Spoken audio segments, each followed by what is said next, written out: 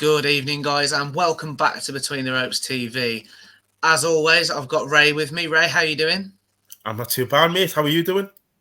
Not too bad. I'm looking forward to this video because, as we all know, it's Gervonta Davis versus Rolando Romero this weekend. Now, we were supposed to see this fight last December, I believe. That's right, yeah. Yeah, it was delayed. Isaac Cruz got the opportunity, made a bit of a name for himself in all fairness. But, Ray, is this a rearranged fight that we want to see? Or, personally, for me, I'm not that fussed about it. What do you think? I have to agree. I wasn't completely sold on it when it first got mooted about in December. It didn't take place then. We all know why, because Rolando Romero was accused of doing some nasty things to women. The charges were dropped. Fortunate enough for him, and he's allowed to continue with the rest of his career. Tank fought on against Isaac Cruz, and we all know how that went. He got a laboured victory there. But coming on to Rolando Romero isn't the type of opponent that somewhere now in Tank's career he should be facing. I mean, the guy's 26-0, really should be knocking on the door for what I call the big four in the lightweight division. He should have fought them by now, to be honest. In fact, he should have fought about two of them. So Rolando Romero, it sounds as though he's just taking this fight. It's the last fight with Mayweather Promotions, just to keep them happy. And hopefully he falls into the same categories, Devin Haney and Canelo. He remains a free agent and he can pick who he wants, and he goes for a proper fight with the big four. I'd agree, mate. I think that's what we certainly all want. I mean, I know there's a lot of beef, isn't there, between Leonard Ellaby firing shots at Eddie Hearn, and Eddie Hearn has just joked, I'll just sign Tank. But I actually hope he does, because, I think it's reasonably common knowledge Devin Haney will do his 2 fights with Top Rank and then possibly venture back to be an undisputed star with DAZN. And let's be fair, they've backed him financially, so you'd have to say they continue to do it. But on this fight, I mean, for me, I'm probably guilty of always thinking Tank. You always think he's young still. Yeah. And you forget he's 27 years old now. And like you said yourself, the last few fights, I'm thinking he'll get there, 26-0 now, 24 stoppages on that. He's a star. And I almost think it was like the Leo Santa Cruz win. While Santa Cruz was up in weight, that was his coming out party, is a phrase I personally I felt like it was. Knockout of the year candidate against a genuine, pound for pound at his prime as well. At his prime, Josh. This wasn't some, you get these fighters now picking opponents that are just past their prime. None of that with Tank, with Leo Santa Cruz. Although, they fought in a different way, but Leo Santa Cruz was still at his prime. He wasn't faded at that point. I'm not buying anyone saying he was faded. But you're right there, Josh. He seems to have been around for an eternity. I mean, you probably remember when he came to these shows and he fought the kid from Norwich, Liam Walsh. Yeah. And that was an emphatic win on a Frank Warren show. I remember him coming over with Mayweather. Mayweather was sitting at the aprons, and it happens all the time with some Americans, doesn't it? They come over. We're so famously with Jeff Lacey. They talk the talk. Sometimes they don't always walk that walk. But Tank did on that occasion. He's had some good wins, Tank. When you look at he's had the Leo Santa Cruz one.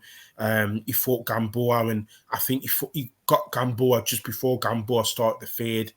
Barrios is a decent fighter at 140. Nothing spectacular, but he's solid. And then obviously Isaac Cruz was, in my opinion, he's a better opponent, interesting enough, than Rolly. Rolly's only had the 14 fights. And when you look at Rolly's record, there's only really Anthony Jit from Sweden, who's of any name to anybody who knows the boxing, really. Anthony Jit's had a half decent resume. He's been with a few good names. And aside from that, Rolly, in my opinion, the last time I saw Rolly was 2 years ago on the undercard of the Benavides fight.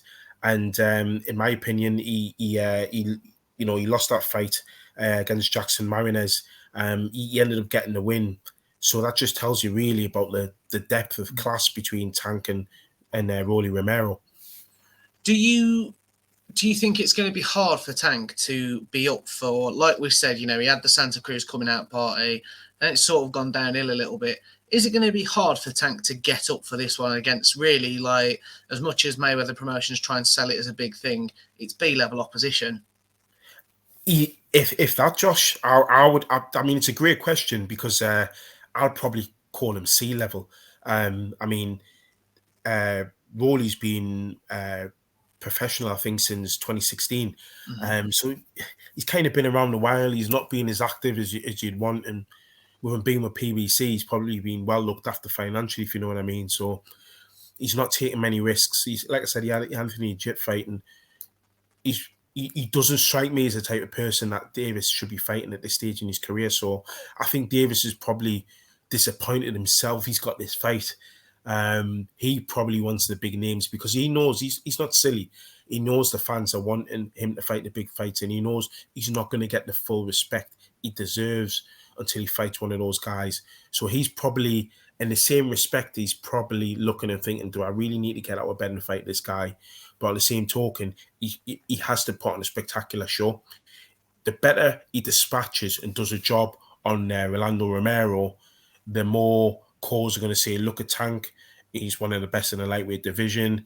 He should be facing the winner out of the two fights for Haney and Kambosos.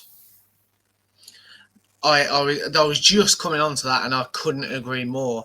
So, I mean, I suppose I'll change my next question slightly. Do you see any possible eventuality that Tank doesn't win on Saturday? Because I'll get brutally honest, I don't. I think what we've seen of him in the media, across social media, fortunately, he still does look like he's got that look about him. He still looks focused, and he seems more like, I was reading that he's getting $2 million guaranteed for this fight, and he's talked in some platforms about how he should be in fights that's $20 million now. So while it's good, it could be a lot better. Can you see him slipping up this weekend? I can't. I think you're right. We're seeing a different Tank sort of pre-fight. We're seeing a quieter Tank. We're seeing a Tank that's more focused because he knows if he puts in a bad performance in this fight, he's not going to renew his contract with Mayweather Promotions, Leonard Enderby. That doesn't put him in a good position to negotiate a better deal to fight, like I said, one of the big four. Well, you could argue big three now because I think Lopez will move up. I think he puts on a statement so people say, wow. And then people put his name with the likes of Lomachenko, with the likes of Lopez, if they can keep him at 135. The winner of Haney Kambosos, once they fought each other a couple of times, he needs to be in that mix because for me, he's even above the level of Richard Comey or Jojo Diaz. He's probably just above them, but they're better opponents than Rolly Romero. So I think he needs to. Plus, Rolly Romero's been running his mouth, saying he's the puncher in this fight. He's a knockout artist. That's going to get under Tank's skin a little bit, but he's not showing it. He's been cool, calm, and controlled. So I like this from Tank. No, I agree. Now, not looking past Saturday at all. Obviously, it's very well documented. This is his final fight with Mayweather Promotions. Just quickly, where do you want to see him next? Because for me, it really is DAZN. I just think, with Eddie Hearn, the Eddie Hearn Roadshow, selling Gervonta Davis and his skill set, I think we could have something special. And, with the likes of Jojo Diaz and whatnot, there is some ready-made opponents there for him. That's, and what you've just said there really is there's a plan. There could be a plan. Eddie Hearn is fantastic at having plans. And yeah, there could be a situation where he goes up against Diaz or he goes up against, Ryan Garcia's with DAZN. Yeah. I mean, whether he gets someone like a Ryan Garcia, because I think Ryan Garcia's been sort of like carefully matched by Golden Boy, but Golden Boy do have a good relationship with DAZN. Then they have a good relationship with Matchroom. So yeah, I think it makes sense for him to stay with DAZN, but Top Rank wouldn't be too bad of a shout either. because they've got some good fighters in the lightweight. They've obviously got Lomachenko. They've still got Lopez. We don't know what weight Lopez is going to settle on. So there's a couple of good options, but I think it is the right move to leave Mayweather because they're clearly wanting to fight in-house, and Tank's outgrown that. And if Tank believes he's the fighter he is, and the fighter he wants the public to see he is, he needs to fight these names, because there's a lot of good talent in the lightweight division. I keep seeing the big three, the big four. There's probably a big six, because there's a lot of good fighters in there. Unfortunately, Rolly isn't anywhere near that, but he needs to be fighting those fighters, because until he does, he's not going to get the respect he does. And all this jumping up to 140 for belts and trying to call out Keith Thurman, the fans they're not daft, and they're going to see through that. No, I agree. We'll wrap this one up there. Guys, as always, let us know in the comment section. What's your prediction for Saturday? I think it'll be quite unanimous in favour of Tank. But also, what do you want to see next from him? You know, if a big statement win, as Ray said, and he's got all the chips, hasn't he, at the negotiating table. So let us know in the comments what you guys think. We've got more content coming for you as we roll into the weekend, and we'll see you on the next one.